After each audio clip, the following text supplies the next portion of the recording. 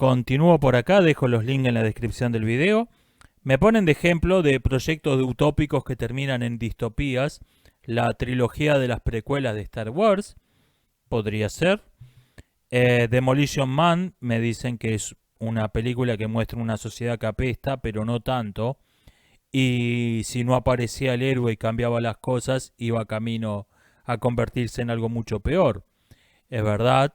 Y sobre todo me mencionan Rebelión en la Granja de Orwell. Es verdad, Rebelión en la Granja es un proyecto utópico que termina por lo menos en la misma mierda que era antes, pero no sé si en algo peor. Eh, Juan Pérez me dice que el problema con la utopía es que desde el vamos está la pasividad de los gobernados y y el gobernante que tiene una megalomanía que cree que puede hacer lo que quiera. Sí, esto lo voy a desarrollar muy extenso en un ensayo que pienso publicar en algún momento. Este es el punto. Yo creo que la utopía ya es distópica. Todo proyecto utópico se basa en, en una multitud que acepta una mentira y un grupo de gobernantes que están dispuestos a mentir para crear una sociedad que se sacaron del sombrero. Eso ya es distópico en sí mismo. Yo creo esto, yo creo que no es que, bueno, esto era una buena idea y se corrompió el mito de la revolución traicionada. No, yo creo que el proyecto utópico no puede terminar en otra cosa que en una sociedad terrible. No puede terminar en otra cosa que en una distopía. El problema está de raíz. ¿Cómo debería ser la educación? Me preguntan. No lo sé. Hoy el acceso a la información, que era una de las principales cuestiones en instituciones educativas, hoy en día ha dejado de ser un asunto importante. Como decía el músico Ricardo Iorio, los pibes tienen la biblioteca de Alejandría en el bolsillo y la usan para mandarse caritas sonrientes. El acceso a la información ya no es un asunto. El asunto es aprender a usar esa información, aprender a encontrar la información en medio de esa biblioteca de Alejandría que no tiene ningún orden. No tiene estanterías numeradas, no tiene catálogos. Yo creo que ese es el asunto principal hoy en día. Me dice Pagano Max, cuando un cancelado, entre comillas, pide disculpas, ¿se disculpa con la persona que supuestamente ofendió o se disculpa con los poderosos que lo están cancelando? Yo creo que no se disculpa. Yo creo que los pedidos de perdón después de una cancelación son demostraciones de sumisión para ver si vuelve a ser aceptado. Yo creo que no tienen nada que ver con una verdadera disculpa.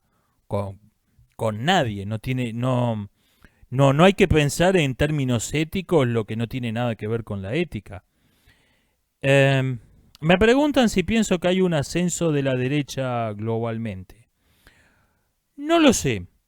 Yo tengo dos temores principales para este siglo. Uno es el triunfo rotundo de China. Esto es una posibilidad. La campaña de propaganda, la campaña de lavado de cerebros que han estado realizando durante décadas es mucho más eficiente de lo que cree mucha gente. La mayoría silenciosa es un mito. La mayoría silenciosa es un mito, no somos mayoría. Y esto se ha revelado en los resultados de varias elecciones en varios países. Creer que porque alguien se burla del tonto que dice todo el pibis, no está él adoctrinado, es un completo error. La propaganda, décadas de propaganda marxista han calado mucho más hondo en mucha más gente de lo que se suele creer. Por un lado. Y por otro lado, creo que lo que está surgiendo a gran escala en el mundo de hoy no es la derecha, sino la antiizquierda. Mientras sigamos siendo anti, lo máximo que vamos a poder lograr es frenar, desacelerar el avance de la agenda marxista. Lo único que vamos a lograr. En el mejor de los casos, mientras sigamos siendo antis, no vamos a ningún lado. Y dentro de la antiizquierda, el grupo que se va a volver hegemónico, que se va a volver el vocero de lo que se va a presentar oficialmente como una nueva derecha, va a ser la ex izquierda. Esto es un fenómeno que me suena muy familiar. Vean lo que ocurre en el ámbito de la religión con el ateísmo.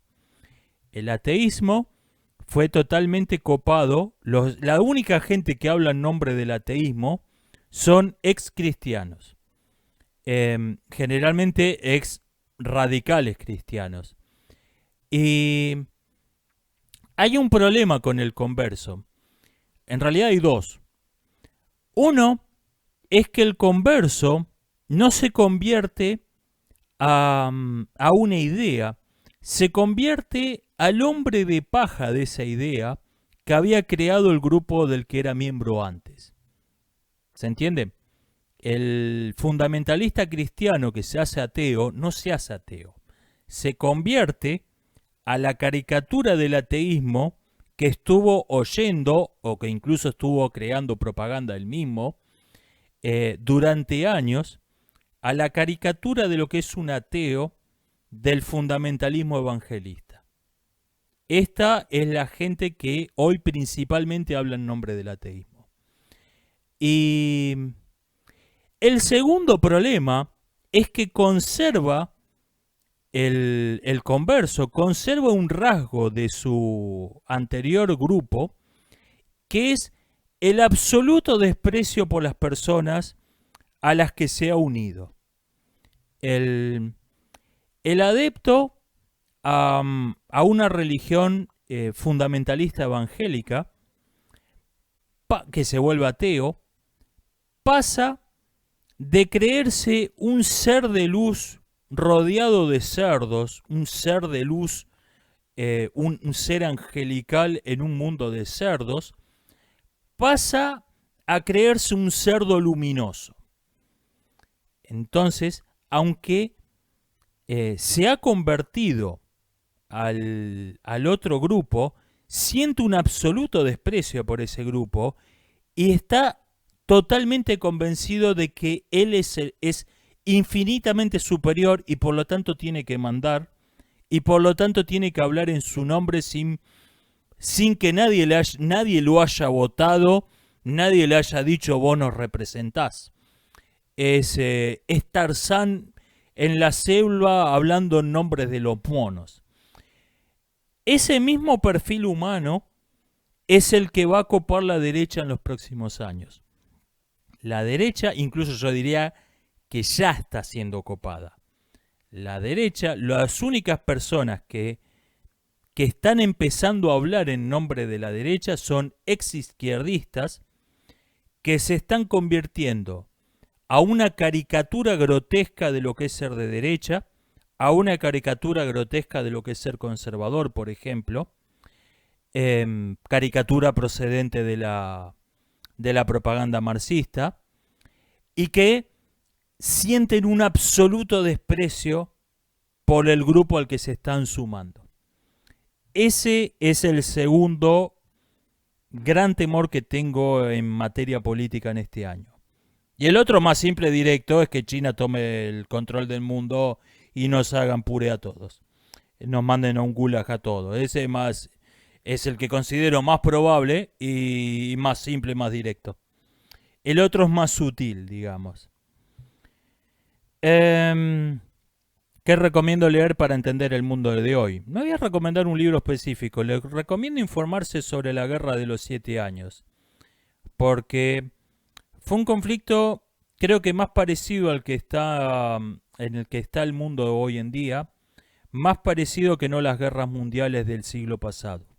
Las guerras mundiales fueron guerras entre bloques hegemónicos, donde hubo muy pocos países que se dieron vuelta, que cambiaron de bando. con dos polos hegemónicos. Hoy no. Hay un racimo de conflictos entre un racimo de potencias y las relaciones son mucho más complejas, los bloques están mucho menos definidos. Eh, dos potencias pueden formar una alianza, A, B pueden aliarse en contra de C, pero al mismo tiempo B se alía con A en contra de B. Es mucho más complejo la relación diplomática. Bueno, esta complejidad caracterizó a la Guerra de los 7 años, por eso creo que sería un buen ejemplo, una buena guía para entender el mundo de hoy. Me dicen, han pasado en estos días 46 años de la batalla de Monte de Chincolo y no escucho a nadie mencionar el asunto. Mire, personalmente yo no soy muy fan de las efemérides, en un día como hoy, pero hace 46 años, pero al margen de esta cuestión que es totalmente personal mía, yo creo que hay una total desconexión, hay una generación que no tiene la menor idea del país donde está viviendo y del mundo donde está viviendo.